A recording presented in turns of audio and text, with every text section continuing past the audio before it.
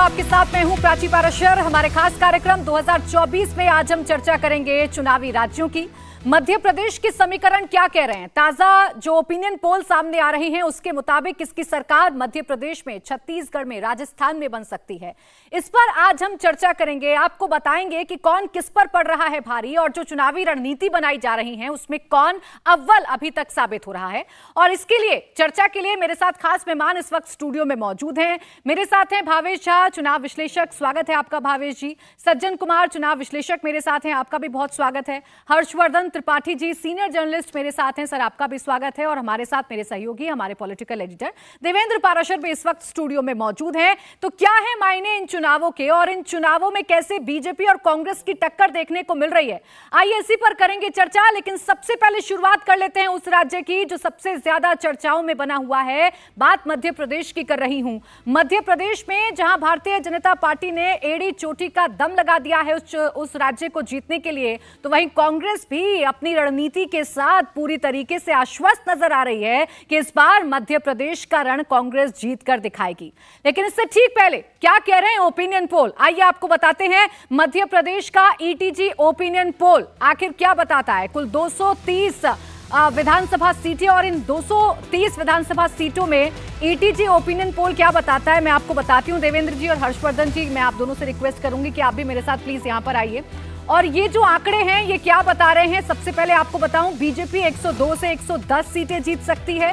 कांग्रेस की बात करें तो लीड ले रही है, 118 से 128 सीटें जीत सकती है। अन्य की बात करें तो अन्य के खाते में 0 से 2 सीटें जा सकती हैं। ये ईटीजी का ओपिनियन पोल है। ये ईटीजी का ओपिनियन पोल ये बता रहा है कि फिलहाल बीजेपी 102 से 110 सीटें, कांग्रेस 118 से 128 और अन्य के खाते में 0 से 2 सीटें जा सकती हैं। देवेंद्र, सबसे पहले आपका आंकलन, ये नंबर्स क्या कह रहे हैं? आपके हिसाब से दोनों के खाते में कितने कितने नंबर से कितनी सीटें जा सकती हैं? देखिए, अभी की अगर मौजूदा परिस्थितियों की अगर आप बात करें तो ये आंकड़ा बहुत आपको सटीक दिखेगा, लेकिन ये बहुत वेरिएबल है। जैसे जैसे आगे कैंपेन बढ़ेगा, और इसमें वेरिएबल मैं इस लिहाज से कह रहा हूँ कि बीजेपी की जो कैंपेन की शुरुआत हुई थी वो आप ऑलमोस्ट कह सकती हैं कि 50 के आसपास सीटों का पार्टी को भी यही फीडबैक मिल रहा था, ग्राउंड से भी यही रिपोर्ट सामने आ रही थी। जैसे जैसे चुनाव की तैयारियों को लेकर बीजेपी ऊर्जा झोंक रही है, तो बीजेपी की जो चुनावी तैयारियां आगे बढ़ रही हैं, उस हिसाब से ये नंबर अभी आगे बढ़ता नजर आ रहा है। और पिछले दिनों जो हैवी वेट्स को इलेक्शन में उतारा गया, ऐसा नहीं है कि उन हैवी वेट्स का कोई चमत्कार हो जाएगा, बल्कि उन हैवी वेट्स के मार्फत पार्टी ने ये मैसेज दे दिया कि ज़रूरी नहीं है कि शिवराज सिंह चौहान ही मुख्यमंत्री होंगे, वो ऑप्शन खुला है। ऐसे में शिवराज सिंह चौहान के चेहरे को लेकर जो फटीक था, जो एक उदासीनता थी बहुत सारे लोगों में, बीजेपी समर्थकों में, बीजेपी कार्यकर्ताओं में भी वो चीज़ थी, वो एकदम से दूर हो गया और वहाँ पे नंबर से बढ़ते नजर आ रहे हैं। दूसरी तरफ कांग्रेस पार्टी को अगर आप देखें तो मध्य प्रदेश का चुनाव कांग्रेस पार्टी अपने हिसाब से कम लड़ रही है। वो सिर्फ इस इंतजार में है कि बीजेपी का एंटी इनकम्बेंसी फैक्टर, ऑप्शन सिर्फ 2 ही हैं, वोट उसके पाले में आएगा और वहाँ से वो घटती नजर आ रही है। आगे उसको और समस्याएं शुरू हो गया। सबसे ज़्यादा समस्या उनकी शुरू हुई है बीजेपी के हैवी वेट के चुनाव में उतरने से। ये जो वैकेंसी क्रिएट हुई है, कौन बनेगा मुख्यमंत्री मध्य प्रदेश का? शिवराज वो चेहरा नहीं है कि वही मुख्यमंत्री बनेंगे। क्या हर्षवर्धन जी, ये वैकेंसी इन नंबर्स में कुछ तब्दीली ला सकती है? आपका आंकलन क्या कह रहा है बीजेपी और कांग्रेस को लेकर? नहीं, पहले तो ये कि मैं ये नहीं मानता हूं कि शिवराज सिंह चौहान के रहते भाजपा वहां बहुत पीछे थी, क्योंकि 100 के आसपास, और ये जो सर्वे है ये इससे ठीक पहले का जो सर्वे था उसमें भारतीय जनता पार्टी की ज़्यादा सीटें थी, अब कम हो गई। तो एक तो ये ज़रूरी जो इस सर्वे, जिस सर्वे पे हम लोग बात कर रहे हैं। दूसरा ये है कि मध्य प्रदेश में भारतीय जनता पार्टी ने शिवराज सिंह चौहान की अगुवाई में कोई एक ऐसी गड़बड़ नहीं की है जिसके आधार पर उस सरकार को जनता गिरा दी। 2018 में जो स्थितियां थी, 2 बहुत बड़ी चीजें थी। एक, जिसको हम सवर्ण आंदोलन कहते हैं, जो उस वक्त सवर्णों का एक संगठन बन गया था, केंद्रीय कर्मचारियों का, एक उनकी वजह थी। दूसरा, मंदसौर में किसानों पर गोली चल गई थी। तीसरा, लोगों को ये लगने लगा था कि भाई एक सरकार है, एक मुख्यमंत्री है, आखिर कब तक। लेकिन उसके बाद जो कमलनाथ जी की सरकार आई, उसने कहते हैं ना कि आपको आधार दे दिया ये सोचने के लिए कि आखिर शिवराज क्यों ठीक थे, क्योंकि तुलना होती है ना। और अभी भी वही कमलनाथ हैं जिनको हम 75 वाली राजनीति कहते हैं, उस उम्र के पड़ाव पर खड़े हैं। और जो सबसे बड़ी चीज है, कांग्रेस पार्टी ने कर्नाटक के बाद उसी को कॉपी पेस्ट करने की कोशिश की। 5 गारंटी लेकर आए, प्रियंका जी आई, लेकिन अचानक देखिए एक झूठी चिट्ठी सामने आती है जो मध्य प्रदेश उच्च न्यायालय के मुख्य न्यायाधीश को लिखी थी। झूठी चिट्ठी थी कि 40% कमीशन चल रहा है। हुआ क्या, वो चिट्ठी गायब हो गई। उसका कोई व्यक्ति नहीं मिलता, वो संगठन गायब हो गया और भारतीय जनता पार्टी सरकार के तौर पर आक्रामक हो गई, हर जिले में एफआईआर करा दी। उसका जो नतीजा निकला है, उसने परसेप्शन बदल दिया, उसने पूरी तरह से जो मध्य प्रदेश की राजनीति वो भारतीय जनता पार्टी के पाले में ला दी। बिल्कुल, तो देखिए अभी भी समीकरण बदल रहे हैं और जैसे जैसे चुनाव नजदीक आ रहा है वैसे वैसे जो रणनीति है तमाम पार्टियों की, कांग्रेस और भारतीय जनता पार्टी की, वो भी बदल रही है। भावेश जी, ऐसी सिचुएशन में जब बीजेपी ने बहुत बड़े कदम उठाए हैं, बीजेपी ने अपने केंद्रीय मंत्रियों को मैदान में उतार दिया है, सांसदों को विधायकी का चुनाव लड़ाया जा रहा है, ये जो आंकड़ा अभी 110 तक पहुंचता हुआ नजर आ रहा है, इसमें कितनी तब्दीली हो सकती है? क्या कह रहे हैं आपके नंबर्स? देखिए, मैं अपने नंबर तो अभी रिवील नहीं करूंगा, अदरवाइज हमारे जो सरप्राइज फैक्टर है कुछ दिनों में आने वाले वो खत्म हो जाएगा। इस नंबर पे ही बात करते हैं जो अभी हमारे सामने। देखिए, इस नंबर में कुछ चीज़ें बहुत कंफ्यूजिंग है। जो वोट परसेंटेज का जो गैप है वो बहुत कम है, जिसके थ्रू यदि देखिए, यदि कांग्रेस का वोट शेयर यदि 41 के आसपास यदि आ रहे, तो इसका मतलब ये होगा कि जो सीटों का जो कन्वर्जन होगा जो इतना कम नहीं रहे, ज़्यादा 135 के आसपास रहेगा, जहाँ तक मेरी मैथमेटिक्स कहती है।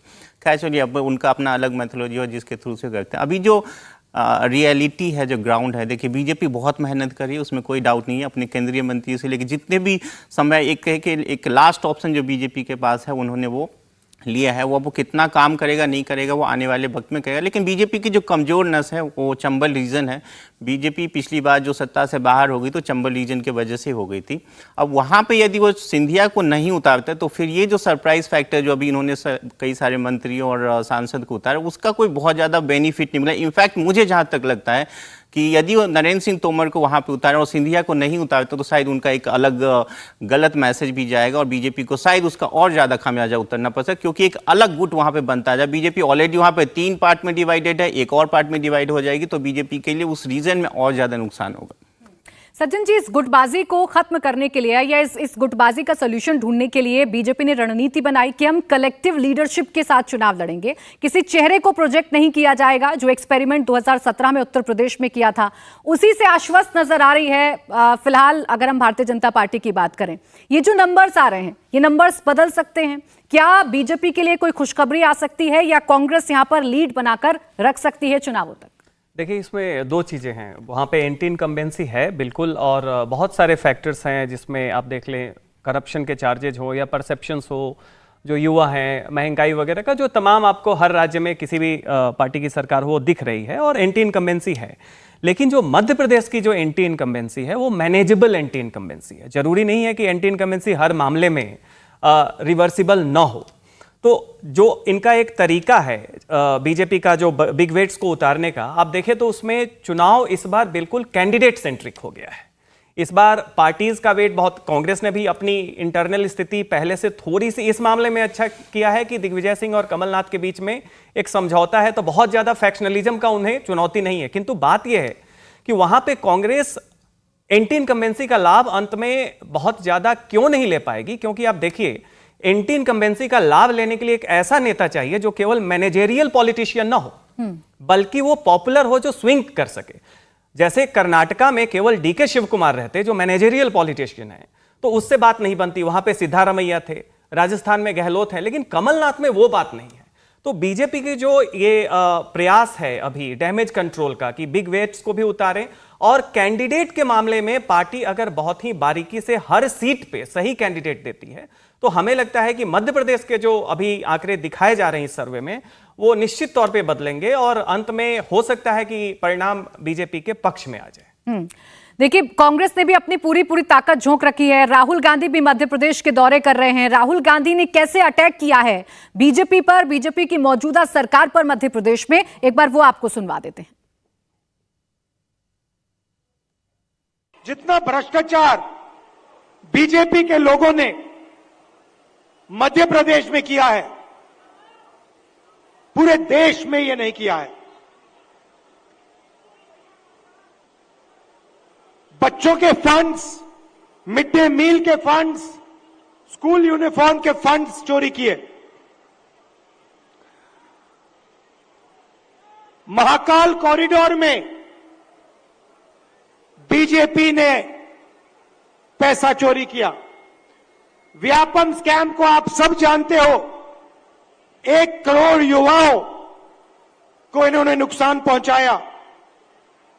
एमबीबीएस की सीट्स बेची जाती हैं और पेपर लीक किए जाते हैं। ये इनका राज है। 2500 रुपए धान के लिए दिए जाएंगे और छत्तीसगढ़ में जो हमने वायदा किया वो हमने वायदा पूरा करके दिखा दिया। मध्य प्रदेश में कर्जा माफी का वायदा किया, छत्तीसगढ़ में किया, राजस्थान में किया, कर्नाटक में किया। हर स्टेट में हमने कर्जा माफी की थी। यहां पे कमलनाथ जी कर्जा माफ करवा रहे थे और यहां आपको धोखा देके आपकी सरकार को बीजेपी वालों ने चोरी की।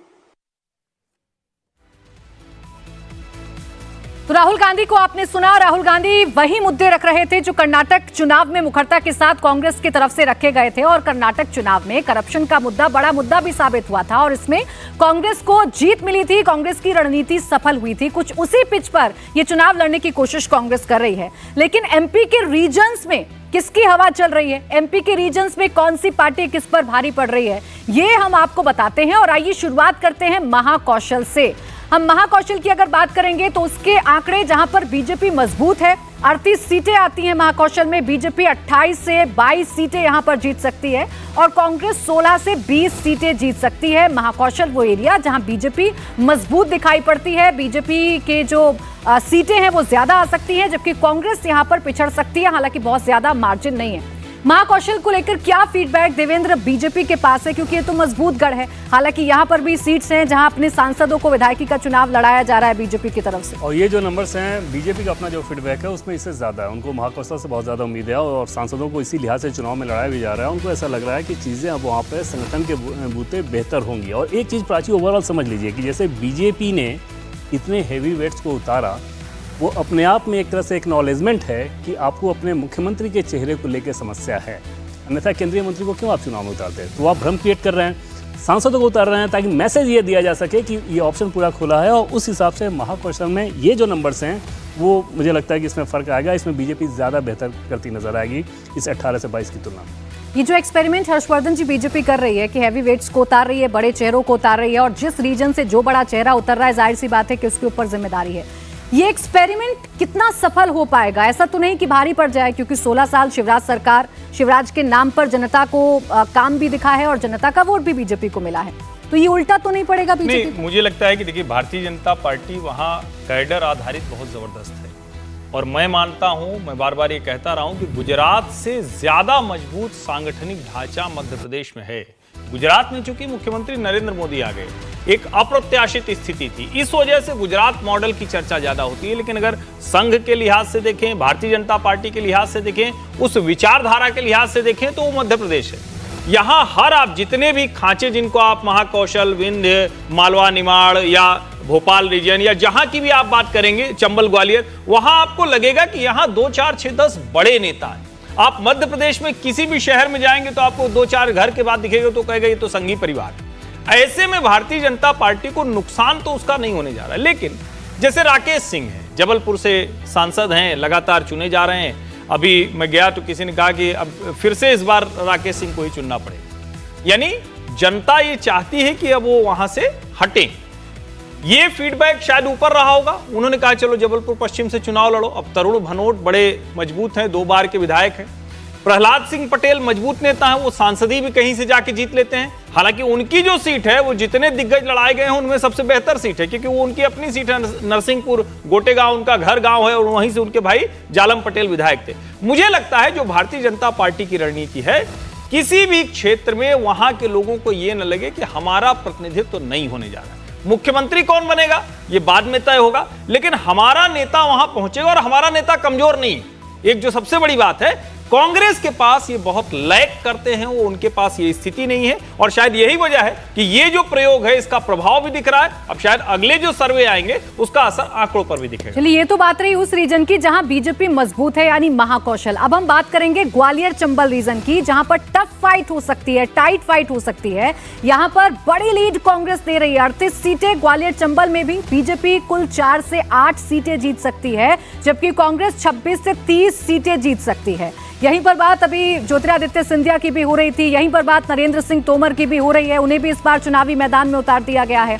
ये फैक्टर कितने काम कर रहे हैं बीजेपी के लिहाज से भावेश जी, अगर आप समझाएं? नरेंद्र सिंह तोमर को तो उतार दिया, लेकिन सिंधिया का फैक्टर अभी तक चुनावों में उस तरीके से चर्चा ना होना, और वो उनका क्या भूमिका रहेगी, वो मैदान में उतरेंगे या नहीं, क्या ये बीजेपी को नुकसान पहुंचा सकता है?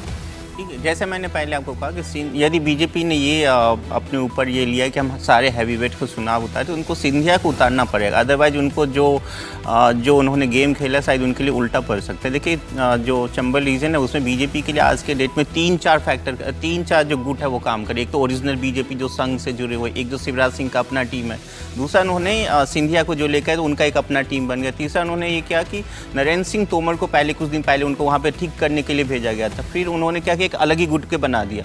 अब यदि उन्हें पे यहाँ पे यदि उस ज्योतिराज सिंधिया को चुनाव नहीं लड़ाते तो बीजेपी के लिए मुश्किल ये है कि बीजेपी को, ठीक है, नरेंद्र सिंह तोमर के पीछे वो अपना वेट लगाने की कोशिश करें कि ये एक सीएम कैंडिडेट हो सकते हैं, लेकिन जो सिंधिया के समर्थक है वो शायद इस चीज़ को ना माने और बीजेपी के लिए उसका और ज़्यादा खामियाजा भुगतना हो सके। इसलिए शायद आप इस सर्वे में, हालांकि मैं इस पर बहुत ज़्यादा इत्तेफाक नहीं रखता क्योंकि मेरा अपना आने वाला जिस अभी उस पर सरप्राइज बात नहीं करेंगे, लेकिन ये यदि अभी की सिचुएशन है तो बीजेपी के लिए शायद सिंधिया को तो उतारना पड़ेगा। दूसरी बात यह कि बीजेपी का और रीज़न में मुझे लगता नहीं कि ये गेम ज़्यादा सक्सेसफुल होगा कि आप हैवी वेट को उतार। देखिए, आज की डेट में हमारे यहाँ जितने भी चुनाव हो रहे हैं प्रेसिडेंशियल फॉर्म में हो रहे हैं। आप कैंडिडेट कोई भी दे दो, जब तक लोगों को ये क्लियरिटी नहीं रहेगा कि उसका लीडर कौन होने वाला है, सीएम कौन होने वाला है, वो फिर उसके पीछे ज़्यादा भागते नहीं। बीजेपी को आपको याद होगा बंगाल में बीजेपी शायद इसीलिए पिछड़ गई क्योंकि उनका वहाँ पर कुछ पता नहीं था कौन सीएम बनने वाला है। तो बीजेपी को यहाँ पे एक क्लियर फोकस लेके जरूर चलना पड़ेगा उनका सीएम कौन हो रहा है। यदि उन्होंने यहाँ पे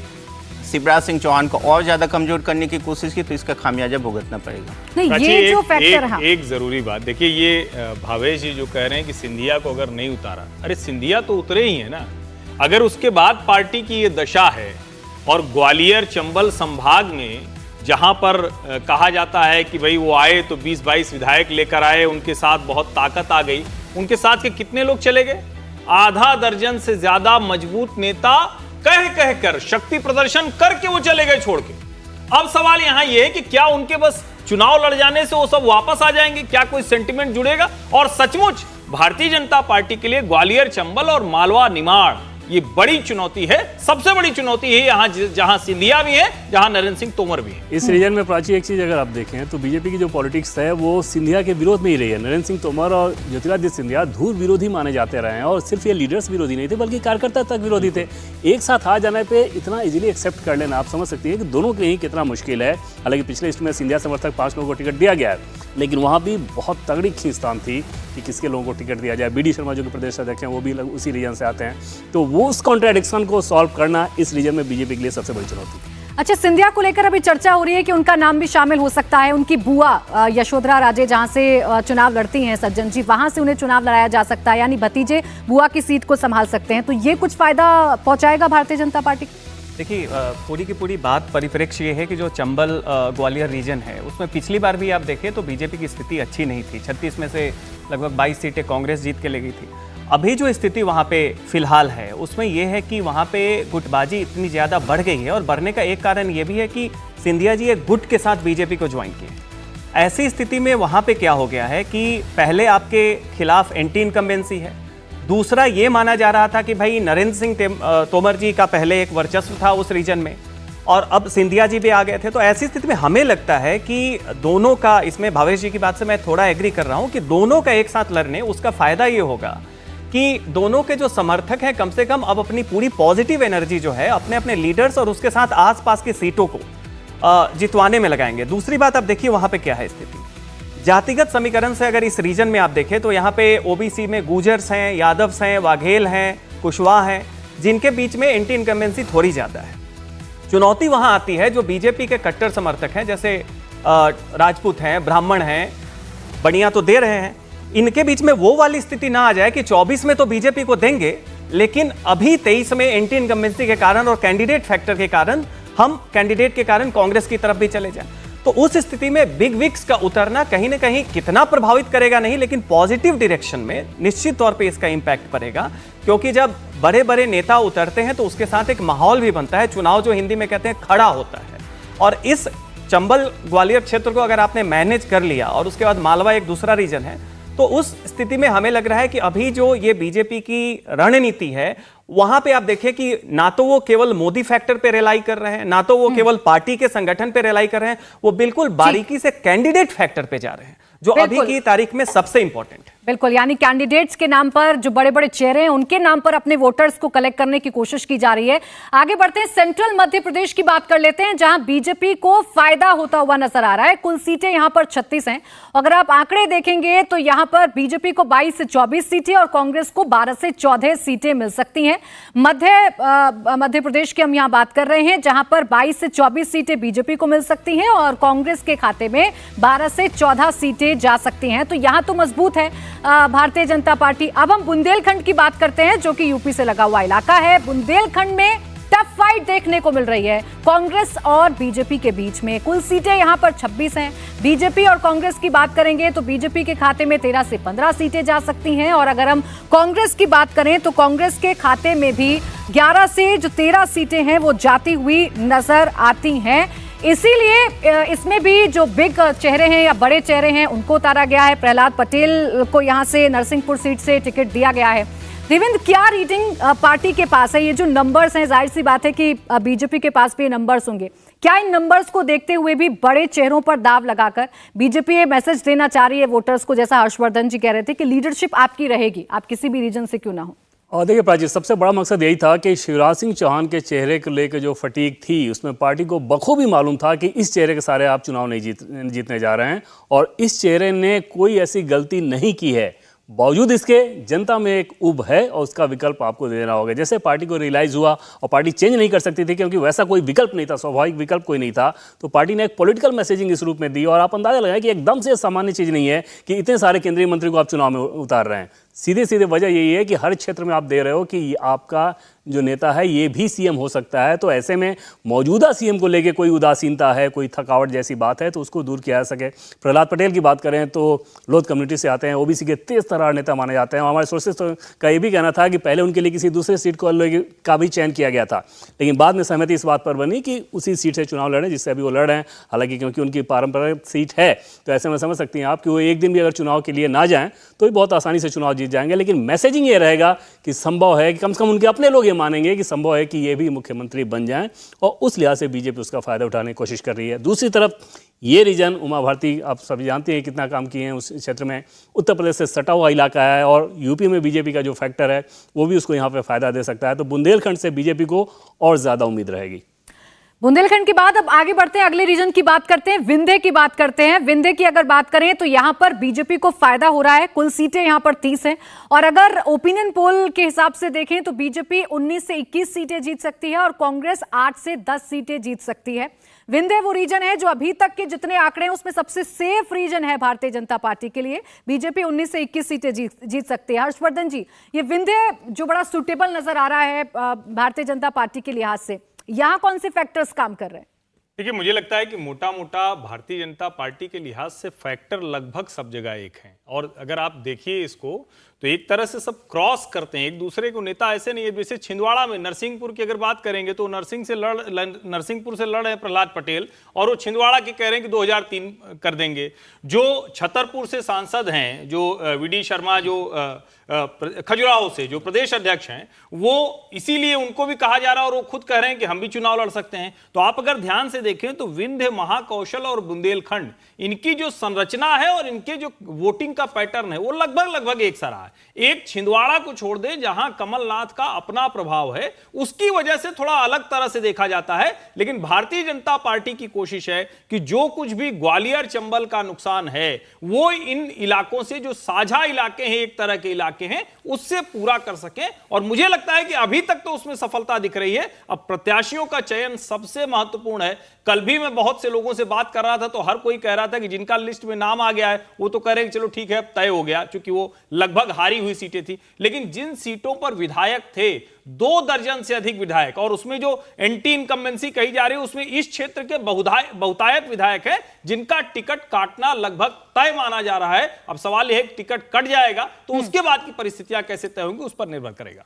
देखिए, इसके बाद मालवा की बात कर लेते हैं। ये भी सबसे tough reason Bharatiya Janata party के लिहाज से समझा जा रहा है। कुल 66 सीटें हैं, सीटों के लिहाज से बड़ा रीजन। बीजेपी को यहां पर नुकसान, क्योंकि 20 से 24 सीटें बीजेपी जीत सकती है। वहीं अगर कांग्रेस की बात करें तो 41 से 45 सीटें यहां पर कांग्रेस जीत सकती है। यानी इस रीजन में भारतीय जनता पार्टी को मेहनत करने की जरूरत है। हालांकि बड़े चेहरे यहां पर भी उतारे गए हैं। कैलाश विजयवर्गीय इंदौर 1 से चुनाव लड़ेंगे, उनको टिकट दिया गया है। उनके बयान भी सामने आए थे कि वो चुनाव नहीं लड़ना चाहते, लेकिन अभी वो चुनाव प्रचार में पूरी तरीके से जुट चुके हैं। उनकी तस्वीरें भी लगातार सामने आती हैं।